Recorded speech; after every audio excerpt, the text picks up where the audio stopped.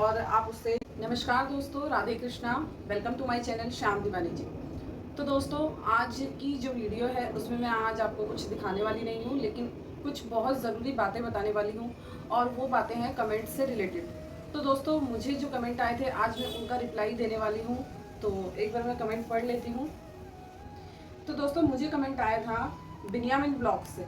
Binyamin blog से comment आया है कि ये जो पूजा में फ्रूट होते हैं इसका क्या करते हैं, इनको कौन खाता है। मैं पाकिस्तान से हूँ, नॉलेज के लिए पूछ रहा हूँ।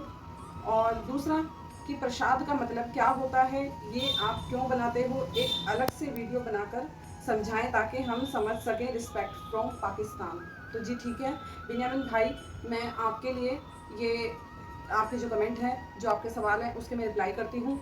और आपके देश की मैं पूरी रिस्पेक्ट करती हूँ और आपकी भी पूरी रिस्पेक्ट करती हूँ, क्योंकि आपने हमारे धर्म से इतना अच्छा क्वेश्चन जानने की, मतलब कि इतनी बढ़िया चीज़ जानने की आपने कोशिश की है, तो मैं आपको उसका आंसर जरूर दूंगी। तो दोस्त ध्यान से सुनिए, सभी सभी को मैं कह रही हूँ, सभी ध्यान से सुनिएगा कि जो पूजा करते हैं उसमें फ्रूट होते हैं, उसका क्या करते हैं। तो ये शायद जो मैंने अभी पीछे सोमवार गया है, जो मैंने घर पे पूजा की है, उस पर वीडियो पे कमेंट आया।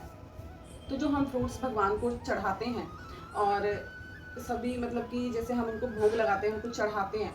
मानो जैसे हम कन्हैया जी की पूजा करते हैं, कन्हैया जी को हम भोग लगाते हैं, तो वो एक भोग हम अलग से थाली में लगा देते हैं। लेकिन जब हम शिव शंकर की पूजा करते हैं तो पूजा करते टाइम ही जैसे फ्रूट्स वगैरह जो हम चढ़ाते हैं, वो क्या होता है, अगर हम मंदिर में जाके पूजा करते हैं ना, तो मंदिर में जाके पूजा करने से ये होता है कि जो फ्रूट्स हम जो चढ़ाते हैं वो वहीं चढ़ाकर आ जाते हैं। उसके बाद वो पंडित जी उसको प्रसाद के रूप में सभी को बांट देते हैं। ठीक है, जैसे मतलब कि हमारे बाद जो आया उनको दे दिया, या हमसे पहले कोई आया तो वो हमें भी दे देते। तो वो एक प्रसाद के रूप में, जो भगवान पर जो प्रसाद क्या होता है ये बताती हूँ। जो भगवान को हम चढ़ाते हैं ना फल फ्रूट्स, वो प्रसाद बन जाता है। क्योंकि एक जब हम कोई भी चीज़ हो, फल हो या कुछ भी हो, किसी भी चीज़ का हम भोग लगाते हैं तो वो एक आम चीज़ हो गई। ठीक है, आम चीज़ हो गई। लेकिन जब हम भगवान को चढ़ाते हैं, भगवान को चढ़ाने के बाद वो प्रसाद बन जाता है, शुद्ध हो जाता है और उस चीज़ की शुद्धिकरण हो जाती है। और जब उस शुद्ध चीज़ को हम खाते हैं, ठीक है, जब उसको हम खाएंगे तो हमारी भी शुद्धि हो जाती है। तो इसका मतलब यही हुआ कि जो प्रसाद है वो हम बांट कर खा लेते हैं। यानी कि अगर हम घर में उस प्रसाद, जैसे हम कन्हैया जी को भोग लगाते हैं डेली, तो जो हम भोग लगाते हैं उस भोग को हम सारे जो भी घर के मेंबर्स हैं, हम सारे बांट कर खा लेते हैं। वो प्रसाद बन गया। तो उस प्रसाद को हम सारे मेंबर्स खा लेते हैं घर में बांटकर, और उससे हमारी भी शुद्धि हो जाती है, हमारा मन शुद्ध होता है, हमारे विचार शुद्ध होते हैं। ठीक है, तो बिन्यामिन भाई, मैं आशा करती हूँ आपको आपके सवालों के जवाब मिल गए होंगे। आई होप मैं आपको अच्छे से समझा पाई हूँ। और जो आपने क्वेश्चन किया था दूसरा, प्रसाद का मतलब क्या होता है, वो भी आप समझ गए होंगे कि जब प्रसाद का मतलब ये होता है कि हम जो भोग लगाते हैं, भगवान को जो भोग लगाते हैं, मतलब कहने का कि हम जो कमाते हैं, जितनी भी हम मेहनत करके जो भी कमाते करते जो भी है, खाने पीने के लिए होता है, घर की ज़रूरतों के लिए होता है। तो उसका मेन सबसे पार्ट यही होता है कि एक इंसान सारा दिन घर से बाहर रहकर कमाता है, जो वो सिर्फ किस लिए, सिर्फ दो रोटी के लिए। तो उस चीज़ में से हम भगवान का शुक्रिया करने के लिए, ठीक, ये मैं अपना एक्सपीरियंस आपके साथ शेयर कर रही हूँ। उस चीज़ मतलब कि जो भी हमने कमाया उसमें से भगवान का शुक्रिया करने के लिए, हम भगवान को पैसे तो नहीं दे देंगे, वो किसी काम नहीं आने उनके, तो हम उनका शुक्रिया करने के लिए वो भोग जो हम अपने परिवार के लिए बनाते हैं, अपने लिए बनाते हैं, उसमें से वो भोग लगाते हैं। सबसे पहले उनको समर्पित करते हैं, उनको ये प्रार्थना करते हैं कि ये जो भी आज हमें मिला है, जो भी, वो सब आपकी दुआ से मिला है, आपकी वजह से हमें मिल रहा है। और हे मेरे मालिक, ये जो भी आपने दिया है उसको स्वीकार करो, उसका भोग लगाओ, और मेरा जो भी काम है, जो भी मतलब जो भी है, जो मैं भगवान से कहती हूँ कि मतलब जो भी है मेरा काम ऐसे ही बनाए रखना, और दो रोटी के लिए किसी को भी कभी मत तरसाना। और ये चीज़ कह करके हम अपने कान्हा जी को भोग लगाते हैं, अपने मंदिर में भोग लगाते हैं, और उसके बाद हम सभी परिवार मेंबर खा लेते हैं उसको। तो बिन्यामिन भाई, मेरी नज़रों में प्रसाद का तो यही मतलब होता है, जो मैंने आपको क्लियरली समझा दिया। ठीक है, thank you so much Binyamin भाई आपका, आपने इतना अच्छा मुझसे सवाल किया और मैंने भी इस चीज़ को अनुभव करके आपको जवाब दिया। तो चलिए नेक्स्ट क्वेश्चन ले लेते हैं। नेक्स्ट क्वेश्चन है मैम कृष्णा रानी का, और सॉरी थोड़ी डिस्टर्बेंस हो रही है, बाहर थोड़ा काम चल रहा है। कृष्णा रानी का, और उन्होंने लिखा है कि मैम जी, जन्माष्टमी पर सुबह ही स्नान करा दें कान्हा जी को, फिर रात को भी स्नान कराना है क्या। तो देखिए मैं आपको एक चीज़ क्लियरली कर दूं कि ये तो आपकी मर्जी है, क्योंकि रात के 12 बजे भी उनको पंचामृत से स्नान कराने के बाद हम उनको पीले रंग के वस्त्र पहनाते हैं शुरू से जब लल्ला का जन्म होता है। और दूसरी बात यह है कि हम सुबह अपने मतलब जो डेली रूटीन में हम अपने कान्हा जी को स्नान कराते हैं, जैसे कि मैं आपको बता दूं कि मैं खुद भी ऐसे ही करती हूँ। सुबह डेली रूटीन की तरह कान्हा जी को अपने स्नान करा के उनको नई पोशाक पहनाती हूँ, उनका फूलों से श्रृंगार करती हूँ और उनका मंदिर से जाने की जितनी मुझसे होती है मैं उतनी कोशिश करती हूँ बैलून्स वगैरह लगा के, क्योंकि उस दिन हमारे कान्हा जी का बर्थडे होता है।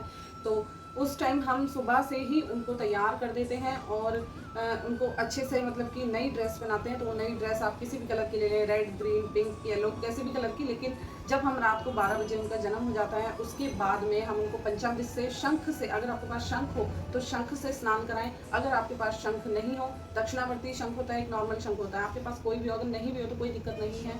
आप पंचामृत से स्नान कराने के बाद उनको येलो कलर की ड्रेस पहनाएं, ठीक है, क्योंकि उस दिन वही होता है। बाकी आपकी इच्छा है, आप अपनी इच्छा अनुसार कर सकते हैं जैसे आपको ठीक लगता है, ठीक है। नेक्स्ट क्वेश्चन एक और आया हुआ है तो मैं उनका भी रिप्लाई कर ही देती हूँ साथ साथ। विनीता विद कान्हा जी का, तो विनीता विद कान्हा जी ने हमें प्रश्न किया है कि दी कान्हा जी का जन्म कैसे कराएं इस जन्माष्टमी पर, प्लीज दी बताएं जरूर। तो देखें, इस जन्माष्टमी, क्या हर जन्माष्टमी पे एक ही चीज़ होती है विनीता जी? तो मैं आपको बता दूं विनीता कि कान्हा जी का जन्म होता है खीरे में। अगर आपको खीरा मिल गया तो बेस्ट है, और वो खीरा होना चाहिए डंठल वाला, आप समझ गए ना, डंठल जिसमें थोड़ी वो डंठल हो।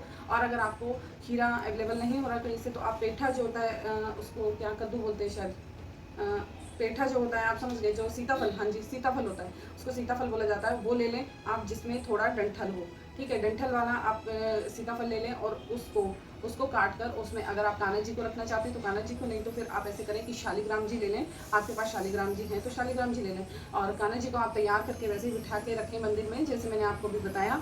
और शालिग्राम जी आप, जो होता है ना कि वो क्या बोलते हैं, जो मैं बता रही हूँ कि डंठल जो होता है वो किस लिए होता है, वो एक माँ के गर्भ से जुड़ी हुई, जैसे कि नाल होती है, ठीक है, नाल बोलते हैं, जैसे कनाल, तो उसको गर्भनाल बोला जाता है, सॉरी गर्भनाल बोला जाता है। और आप ऐसा करें कि जो सीताफल हो या फिर खीरा हो, उसका थोड़ा सा पेट काट के सिक्के से पेट को काट के उसके अंदर शालिग्राम जी को, अगर आपके कान्हा जी बड़े हैं तो देखें बड़े तो नहीं आएंगे, लेकिन अगर छोटे हैं तो छोटे का आप जन्म करा सकते हैं। तो 12 बजे से पहले आप उसके अंदर रख दें और फिर जब 12 बज जाएं, ठीक है, जब कान्हा जी का जन्म होता है तो 12 बजे, ठीक 12 बजे आप सिक्का लेकर, जो नाल जो वो होगी ना डंठल, उस डंठल को आप मान लीजिए गर्भनाल, और उस गर्भनाल को आप सिक्के से मतलब सिक्के की मदद से अलग कर दीजिए सीताफल से, या फिर खीरा है तो खीरे, मतलब उसको अलग कर दें, यानी कि जो माँ का गर्भ हुआ उससे जो गर्भनाल है वो हमने काट दी, ठीक है। उसके बाद आप कान्हा जी को बाहर निकाल के और जोर जोर से जयकारे लगाएं,